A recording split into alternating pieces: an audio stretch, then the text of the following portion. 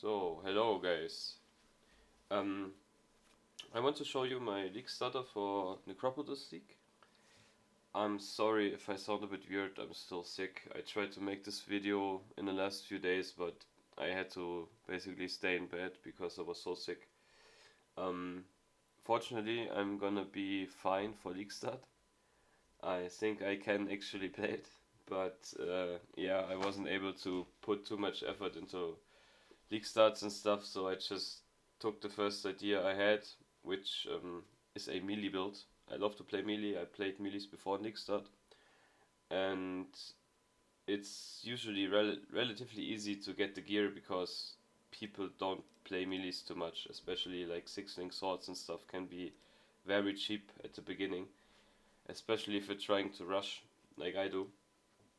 So what am I basically doing? I'm doing a Bladestorm Slayer, using Bladestorm of Uncertainty, and I will be using just basic gear early on to push the 16s. I'm gonna use Terminus Est, and yeah, I don't think it's gonna be expensive. I checked POE Ninja and it went for 4 chaos on the first day. It's probably gonna be like 10-15 chaos, I guess, on like the first few hours, but then it's gonna drop relatively quickly. Um, and the rest is really just like basic gear you can get. It's nothing high rolled, nothing fancy. It's all cheap. I don't even have full flasks and stuff. I have no clustered shield and stuff. And I have the tech is 1 million DPS, and then we have 4 Bladestorms with almost half a million. So it's 2.5, like 2.5 to 3 million DPS with really basic gear, nothing on it. And once we hit the 16 maps and we can get an influence chest, we can swap to a Redeemer chest with Frenzy Charge on hit. And once we have that, we can swap to a crafted two-handed sword, Exquisite Blade. And you can see we are at 1.6 on attack, so it's usually like 2.5 times that if you count the Bladestorms, times 2.5. So yeah, we're already at 4 million DPS. And this is just a basic blade, basic sword. It's basically spam uh, contempt essences until you hit either attack speed or crit. Probably attack speed is better. And then you try to unveil either the physical damage or you unveil the crit and you craft the other one. That's basically it. So it should be very easy to craft this blade. You just need to have the base. Get this on live search relatively early. I think you need like 63, 83 or something item level, or maybe 86. I don't know. I'm not quite sure. You can check online. It's everybody knows how to do this. And then just get some contempt essences, and yeah, you should be good. You can actually take this even further if you like wanna have like an end game version of it. You can go for something like this where you spam until you have hybrid. This is tier 3 hybrid, by the way. This is not tier 1, so this can go even higher. And this is kind of what an endgame version looks like. And you can see we are on 2 million already with the attack. So this is basically 1 million. 4 times 1 million, this is 4 million basically, and 2 million on attack. This is 6 million DPS, okay? And this is just from the weapon and total trash gear, okay? If we swap to an actual endgame setup with flasks and stuff, you can see Tasha's coil. Um, Maybe I'm gonna use the new gloves, the new unique gloves with the Fortify, but I'm not sure yet.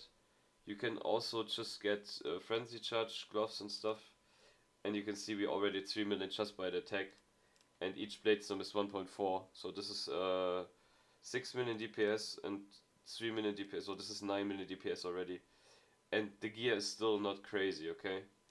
Um, if you swap in everything for the late game, which is really achievable, it's really just reservation on the helm, and we need the frenzy on the chest. I missed it here, and we're good to go. So damage wise, this can scale up relatively quickly. relatively easily. And if you really want to push it in a late game, you need to go with Starforge. Let me see my Starforge setup. For Starforge, you of course need to enable shock. I put in 30% shock, and you can see with 3 million on attack. So this is like 12 million DPS. I don't know how accessible Starforge is, so I'm not really planning on it, but I have it as an option in the back of my mind. And yeah, Starforge is less DPS. Oh yeah, of course, because of the shock.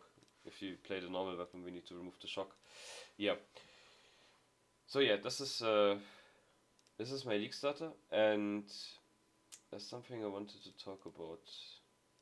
What was it? Oh yeah, I forgot the skill tree, guys. Okay, we can get even more damage. Okay, if you go Starforge, like this is like the end game version with cluster tool and stuff. 5 million on a hit alone, and then 2.5 million. So this is 15 million DPS, right?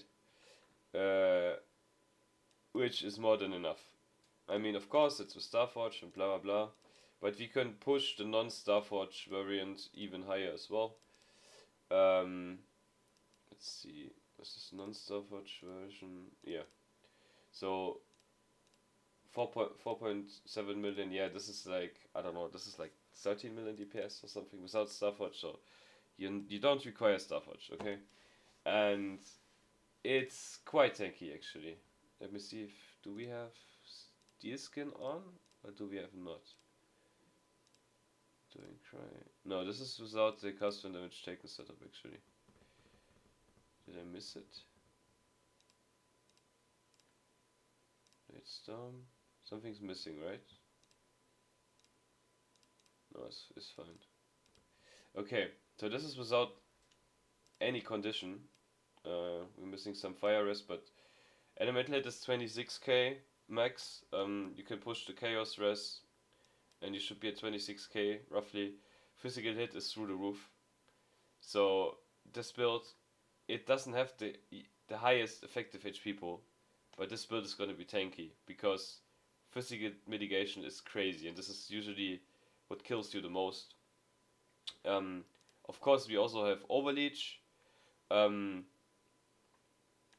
as usual on Slayer, and we are rocking Frenzy and Endurance charges. We are abusing basically this node here. We are stacking Frenzy charges, and then we are using the new Enduring Cry. You can either use Enhance. You need to use the new gem. It's not a POB yet.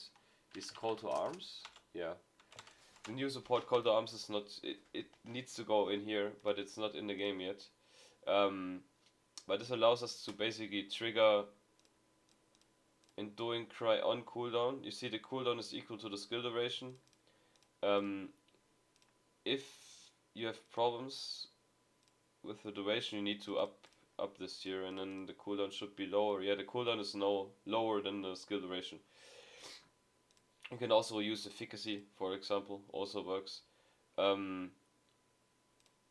And yeah, you should have Enduring Cry up 100% of the time. We are using a Lethal Pride in the late game version as well, with buff effect, 8% increased Warcry buff effect, 8% Warcry buff effect, and we are using the Warcry buff effect nodes here. This will give us 50% Warcry buff effect, and this in turn allows us to turn this 2% physical damage reduction per endurance charge to 3% physical damage reduction per endurance charge. And this means without armor we baseline at 71% physical damage reduction. This is of course with Flash and Flame using this one, so without that we are at 61. But if you add a little bit of armor on top of that, we are basically at 90% physical damage reduction. Yeah, so the physical max hit is still 28k without armor, and without Flash and Flame, I don't know how accessible these are, with 25k. So yeah, tankiness in the late game, this build is gonna rock. Also, by the way, I haven't checked low life. If we check low life on the enemy, it means at 50% of the enemy HP, we're gonna do even more damage. So this is not inflated version. None of this is not the late game version, not the Starforge version, not the League Start version. None of this is inflated. You can use um, you can use Bladestorm from X3 on. Before that, I would just go Ground Slam, 3-link Ground Slam, uh, chance to bleed support, ruthless support, and yeah, I don't know, melee fist or something. Rage maybe, swap in rage for one of the supports for chance to bleed or something on Act 2, and that's it. You just run to X3, you get it on get Bladestorm on Act 3, and you're good to go. And once you get your first ascendancy point, I would go, first ascendancy point would probably be Impact, Overleech, then Masterful Form, and then early on I would take Endless Hunger when you are using Terminus S, because Terminus S has more crit, base crit, than this node gives you, so there's no reason to take the crit node. And once you swap in the other, well, it depends on what crit rolls you have. If you have a rare weapon and you do not have a lot of crit on it, if you get unlucky something, you can swap here and you will get a little bit of DPS.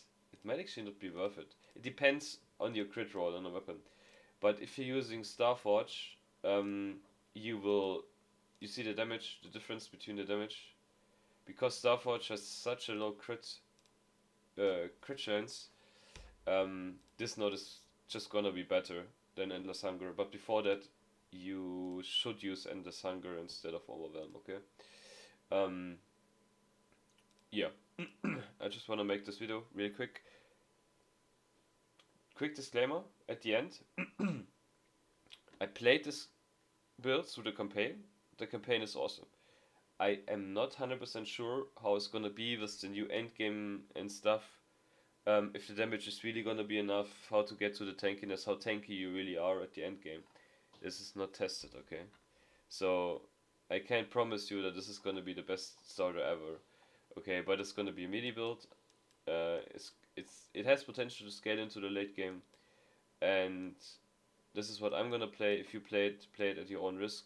But yeah, if you do, I hope it will go great for you, and I hope you enjoy it. Okay.